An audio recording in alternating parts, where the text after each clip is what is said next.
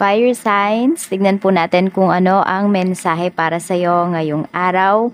I-cleanse muna po natin yung ating space, your energy, your heart, your mind.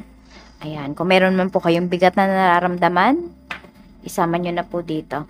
Okay, inaalis na po natin. This is for you, fire signs. Aries, Leo, Sagittarius, Sun, Moon, Rising, and Venus. Tignan po natin kung ano ang mensahe para sa iyo ngayong araw na ito. Ano ba ang mensahe para sa iyo? Spirit guide, mensahe po natin kay fire signs, Aries, Leo, Sagittarius, Sun, Moon, Rising, and Venus. Tingnan po natin ano yung mensahe natin. Mayroon tayo ditong abundance. So, kikita ng malaki yung karamihan sa inyo ngayong araw na ito. And sobrang saya po ninyo. Alam mo yung priceless yung nararamdaman ninyo, fire signs. Ganyan po. Parang walang katumbas na salapi ang kasiyahan na mararamdaman ninyo ngayong araw na ito. So, meron tayo ditong the Grim Reaper. Okay? So, hindi ko alam kung ito ba ay pwede kasi pagdating to sa trabaho po ninyo. Or meron dito is mapuputol na siya na hindi ko alam kung bayarin ba yan, ganyan. Or matatapos na siya. So, parang wala na kayong poproblemahin. So, problem solved na po. Lalong-lalo na pagdating sa inyong finances ngayong araw. We have Axe. Okay. Meron bumabalik sa life mo. Mukhang nagpaparamdam na sa iyo yung tao na to. Siguro kaya happy din yung iba sa inyo kasi pwedeng matagal nyo tong hinihintay. Ayan po. Tignan natin kung ano pa yung mensahe para sa iyo. Spirit guide, ano pa po yung mensahe natin kay fire signs ngayon. Meron tayo ditong box. Pwedeng may marireceive kayong package. Ano pa? Basta kahon. Ayan po. Or baka naghahanap yung iba sa inyo ng kahon. Meron tayo ditong bathroom.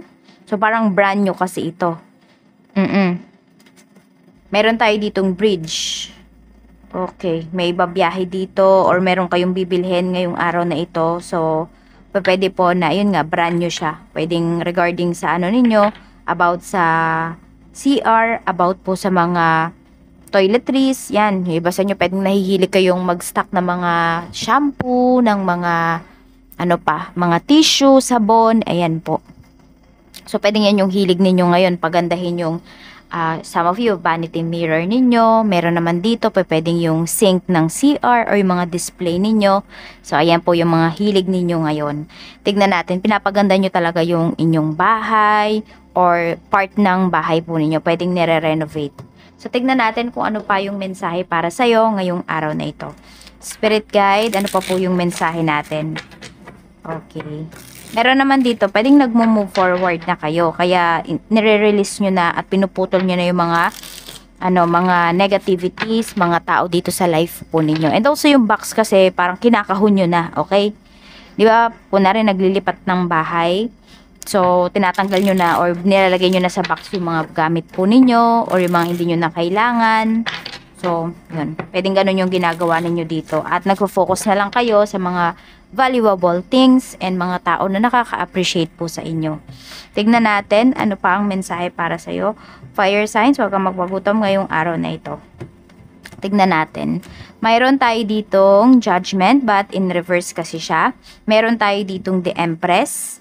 At mayroon tayo ditong Ace of Pentacles. So, pwede po na ito ay pagdating sa inyong trabaho. Ayan, may naghahanap yata ng trabaho dito. And ngayong araw, pwede po na matawagan kayo. Meron naman dito, pwedeng sinabi, tatawagan kayo, pero hindi na kayo tinawagan. So, ano na po yan, consider na yan na kung interview yan, hindi po kayo nakapasa. So, let go and hanap po kayo dito ng iba pang mapag-a-applyan ninyo. Ayan, wag kayong, sabihin natin, wag kayong panghinaan ng loob. Tignan po natin. And meron din dito, so itong ex mo na to, feeling niya kasi may unfinished business pa kayo. Yan kasi yung lumalabas na energy dito. So pwede po na magbibigay siya ng sustento ngayong araw na ito. Or pwedeng yan po ay, pwedeng hindi pa siya magbibigay, pwedeng yan po yung pag-uusapan ninyo. Tignan natin kung ano pa yung mensahe para sa'yo. Pagdating sa trabaho, we have strength. Mayroon tayo ditong Knight of Pentacles. At mayroon tayo ditong Seven of Wands. Ayan. meron dito sa trabaho ay medyo mabagal kumilos, magigiba, ganyan. So, pwedeng nagmamadali na kayo, madami kayong trabaho ngayon, pero may isang tao dito na parang pa-relax-relax lang. Siguro kasi, nape-pressure din naman yung tao na yon. Akala mo lang akala mo pa-relax-relax siya, or baka ikaw to napapagkamalan ka ng mga katrabaho mo na nagre-relax ka lang dyan, hindi nila alam, nag-iisip ka ng ano ba yung gagawin po ninyo. Ayan.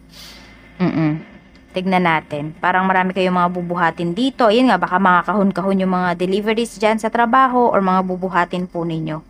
Tignan natin ano pa yung mensahe spirit guide pagdating naman sa negosyo. Kung meron po kayong negosyo, we have 2 of Wands. And meron tayo ditong Queen of Wands. So, pwedeng meron kayo ditong kliyente na parang hindi nyo na siya sasagutin. Okay? So, pwede po na hinto mo na yung connection mo dito. Or yung, may tawag dun eh. Basta yung pakikipag-usap mo dito sa client ninyo kasi sobrang nagiging demanding na siya. Sabihin natin, porket lagi siyang bumibili sa inyo, feeling niya entitled na siya, ganyan. O kaya naman ngayong araw paghihintayin kayo kung may deliveries kayo or meet up. So, alam mo yon, akala nila nabili na nila yung oras mo. Yan. So, medyo madadala ka dito.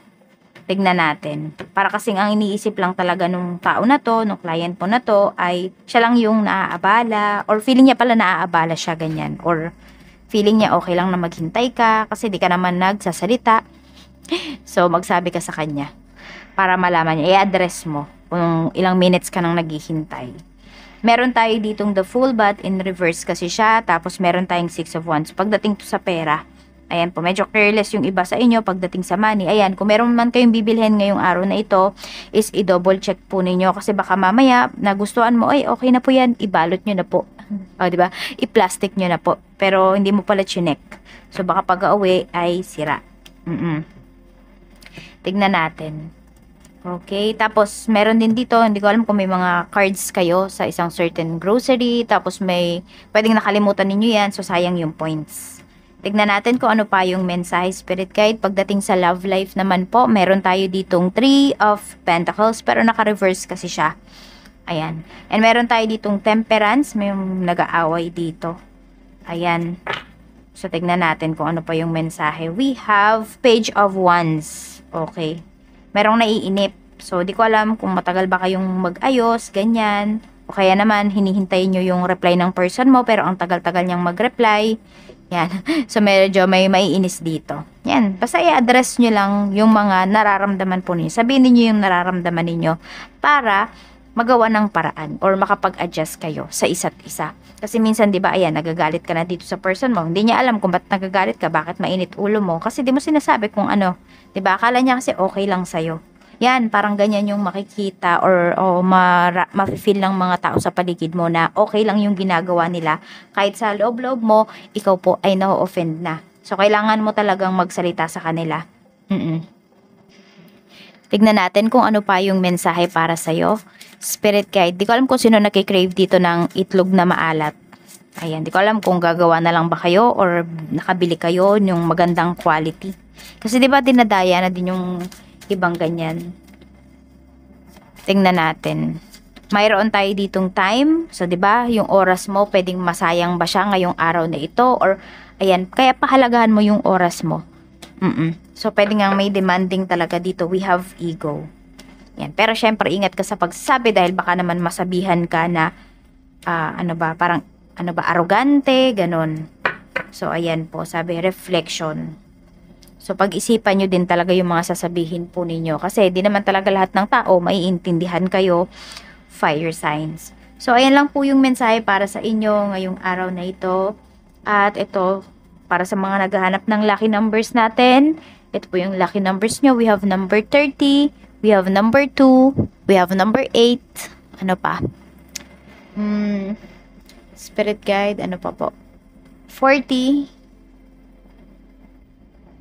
Tapos, 32. Sabi ka na pa yung 32. Hindi ako sure, no? And, number 5. Ayan po. Yung inyong lucky numbers. Maraming salamat po sa walang sawang pagsuporta ninyo dito sa aking channel. Ingat kayo always. More blessings to come and see you again tomorrow. Bye-bye!